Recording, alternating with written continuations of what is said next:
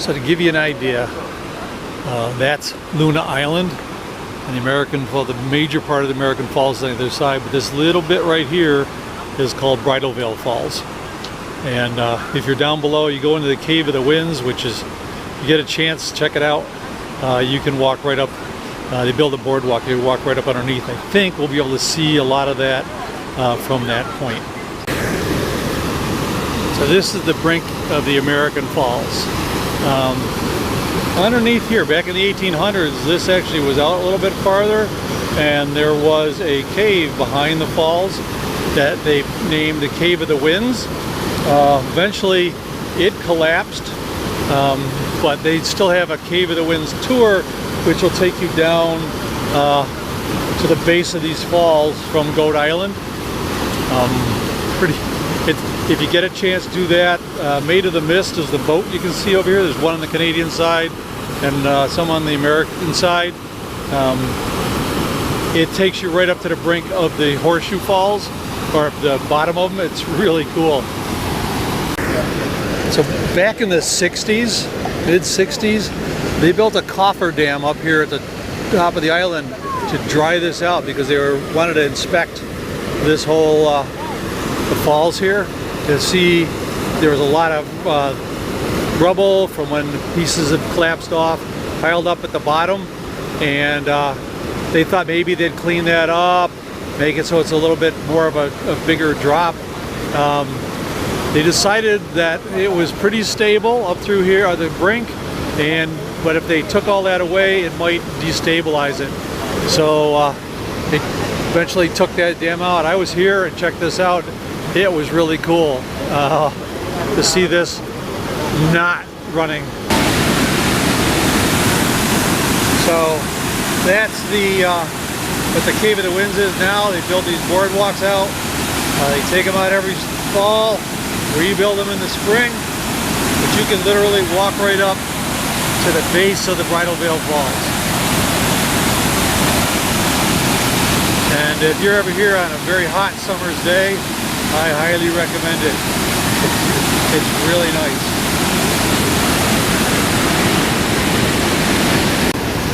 And of course, on the other side of Luna Island is the Bridal Veil Falls. Here we are right at the edge. I mean, I'm literally about 6 feet away from the water flowing over. And only about 10% of the water coming down the Niagara River flows through the American Falls.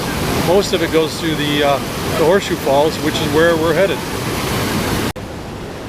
Okay, if you come to Niagara Falls and you have a passport or an ANTS license, go over the Canadian side, and because the view of the falls from over there is a better view. You're going to be able to see both falls at the same time. If you're here in the evening, they do light them up with colored lights. It makes for a pretty display.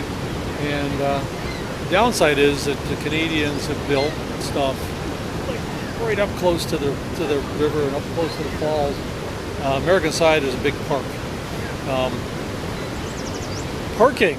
There's over parking lot number 1 in that area. I saw signs that was $20 a day. Ridiculous. I assume for a car. God knows what it'd be for a bus.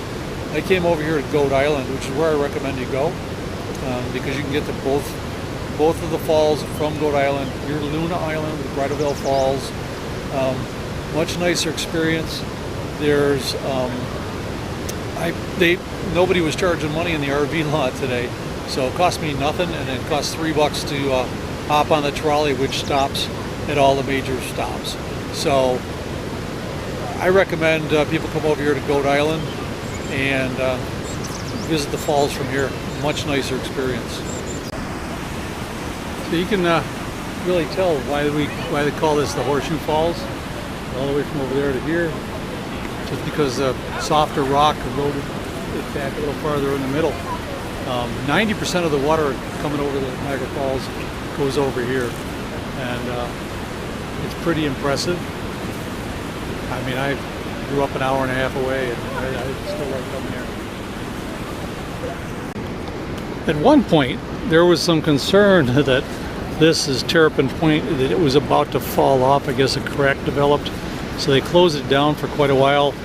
did all kinds of studies, put some seismic things in here and triggers across the rock, and eventually reopened it because they realized it was quite stable. No. Some of the other attractions here, other than just looking at the falls, there is an aquarium that's pretty nice. It's not huge. On the Canadian side, there used to be a SeaWorld. I don't know if there still is. I haven't been here 15 years or so. There is, on the trolley run, there is a power plant ruin that you could take the elevator down. It's free, and that gives you access to the trail that run along through the gorge. So there are hiking trails here along through the gorge. A friend of mine does all the time. So a little bit of something for everyone if you want to get away from the tourists and the tour buses like I'm getting invaded by.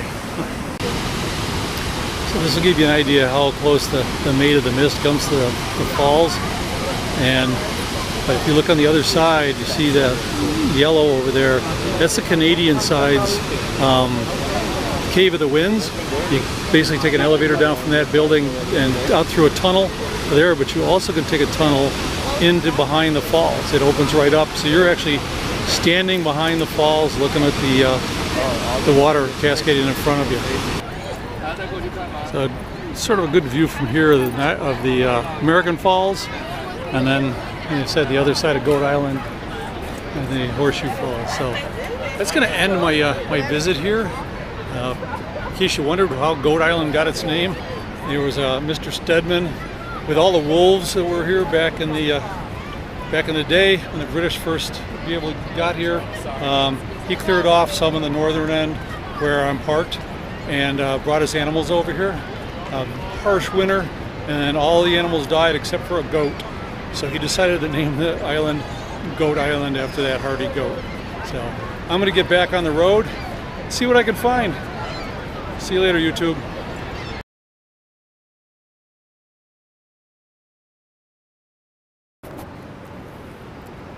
So today I'm at Niagara Falls.